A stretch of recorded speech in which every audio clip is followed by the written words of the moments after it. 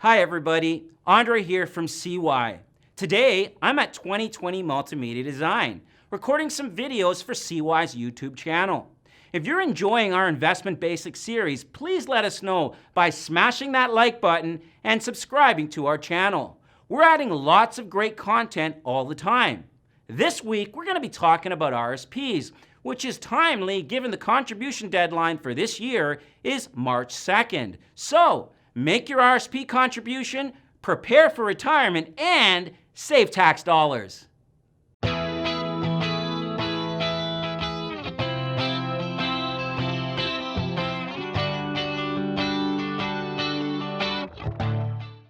In the context of registered plans, the word registered refers to the fact that it's a special type of account that has been registered in the account holder's name with the Canada Revenue Agency.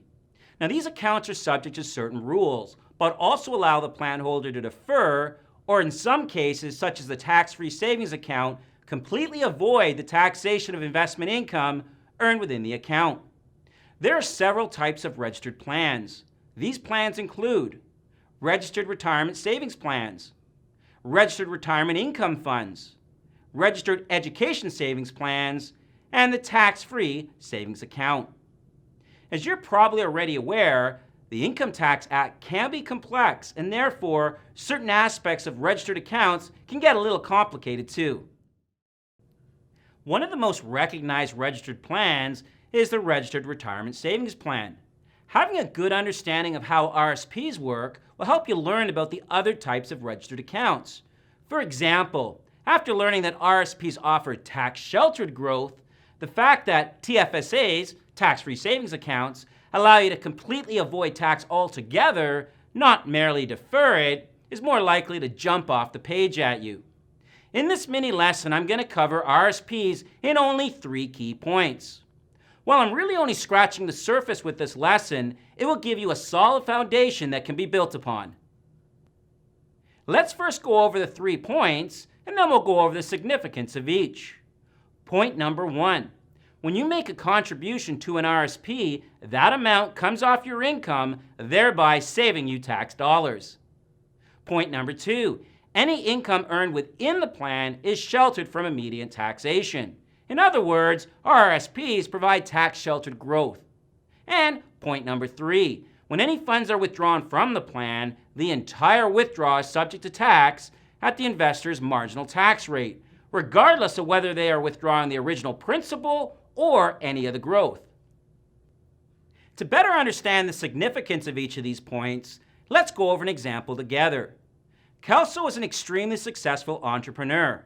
He earns a very impressive income, which puts him in a 50% marginal tax bracket.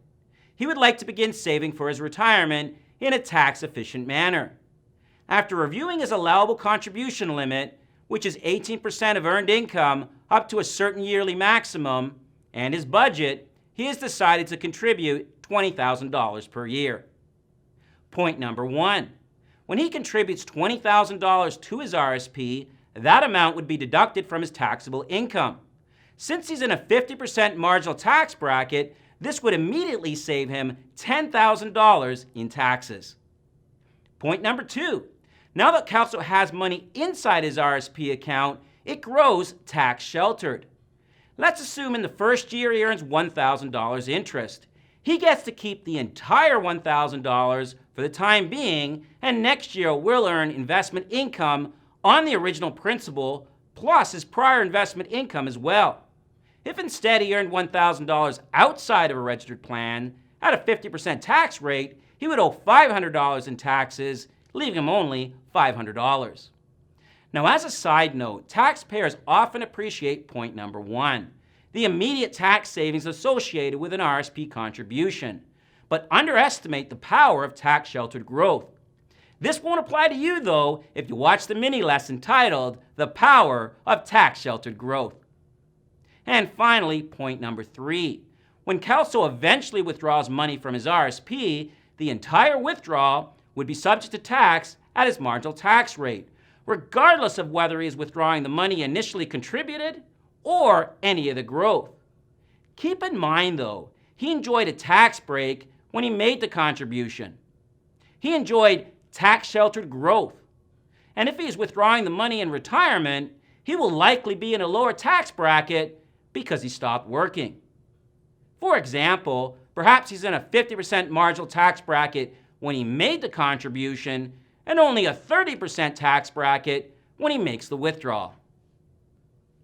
You may have been surprised to learn that the Canada Revenue Agency allows investment income to grow tax-sheltered within an RRSP. After all, that doesn't sound very much like the government. There is a catch, though. The government will not wait forever to tax the investment income. And by December 31st of the year you turn 71, you must terminate the RRSP.